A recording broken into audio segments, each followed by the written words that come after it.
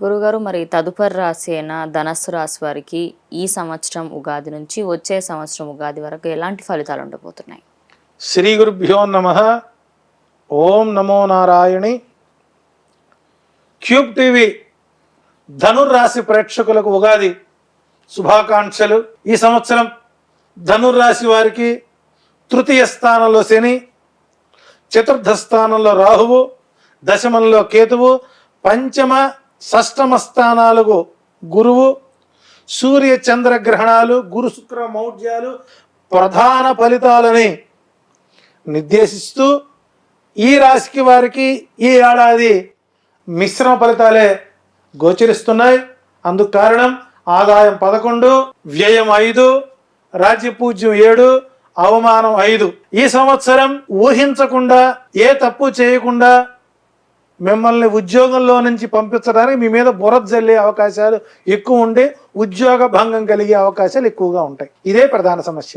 ఆదాయానికి మించిన ఖర్చులు, రుణములు చేయడం జరుగుతుంది. ఈ ఏడాది ఊరుకున్నంత ఉత్తమం, బోడుకున్నంత సుఖం లేదు అన్నట్టుగా వివాహాలు వాయిదా వేసుకోవడం మంచిది. పెళ్ళి అయిందా 3 నెలలు ముచ్చటగా ఉంటుంది, 6 నెలల నుంచి కష్టాలు మొదలవుతాయి. చివరికి పెళ్లి ఎందుకు చేసుకున్న జీవితంలో చివరికి పెళ్లి అంటే విరక్తి కలిగే పరిస్థితి వస్తుంది. ఉద్యోగస్తులకు బలవంతంగా ట్రాన్స్ఫర్లు జరుగుతాయి. అందుకు అంగీకరించకపోతే స్వస్తి ప్రజాభ్యాం పరిపాలయంతాం అంతే. గృహ నిర్మాణాల నిమిత్తం స్థలాలు అమ్మకుండా ఉండడం మంచిది.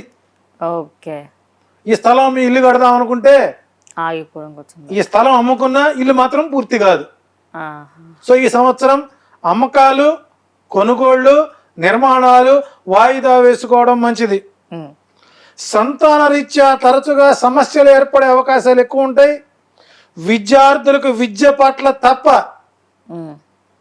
ఉద్యోగస్తుడికి వృత్తిపరమైన ఉద్యోగ విషయం మీద తప్ప మిగిలిన అన్నిటిపైన ఎక్కువగా కాన్సన్ట్రేషన్ ఉండటం వల్ల కష్టసాధ్యమైన ఫలితాలే గోచరిస్తూ ఉన్నాయి. అంటే వ్యతిరేక ఫలితాలు వస్తాయి.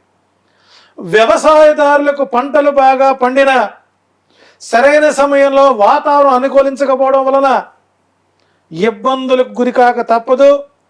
ఆర్థిక ఇబ్బందులకు గురయ్యే అవకాశాలు ఎక్కువ ఉన్నాయి. వ్యాపారస్తులకు ఈ పంట మనం నిల్వ చేస్తే ధరలు అధికంగా వస్తాయని కోల్డ్ స్టోరేజీలో పెడితే ఆకస్మిక తనిఖీలతో ఉన్నది బాయ ఉంచుకున్నది బాయ అన్న సొంతంగా సాగే అవకాశాలు ఎక్కువ ఉంటాయి. రాజకీయ నాయకులకు వ్యతిరేక ఫలితాలు వస్తాయి. ఈ రాశి వారికి 1, 4, 5, 9 అనుకూల సంఖ్యలు. ఆదివారం, గురువారం, శుక్రవారం అదృష్టవారాలు. ఈ రాశి వారు రుణ విమోచన అంగారక స్తోత్రం, కనకధార స్తోత్రం, సుబ్రహ్మణ్యేశ్వర క్షేత్ర దర్శనాలు చేసుకోవడం వల్ల కొంత అశుభ ఫలితాల నుంచి బయటపడి శుభ ఫలితాలను పొందవచ్చు. ఏది ఏమైనా ధనుర్రాశి వారు ఈ సంవత్సరం ఒళ్ళు దగ్గర పెట్టుకుని జాగ్రత్తగా ఉంటూ ఉద్యోగము, విద్య, సంసారం పైన శ్రద్ధ పెట్టి చూసినది చూడనట్టుగా, విన్నది విన్నట్లుగా, మాట్లాడినట్టుగా గోచరించకుండా ప్రశాంత వాతావరణంగా గడవాలని, ఈ ఉగాది పర్యంతం ఉగాది వరకు ఆనందకరమైన జీవితాన్ని కలగాలని మరొకసారి వారిని ఆశిస్తూ ఆశీర్వదిస్తూ మీకు ఈ సంవత్సరం శుభ పరిణామాలు రావాలని మరొకసారి కోరుకుంటాం. ధన్యవాదాలు గురుగారు.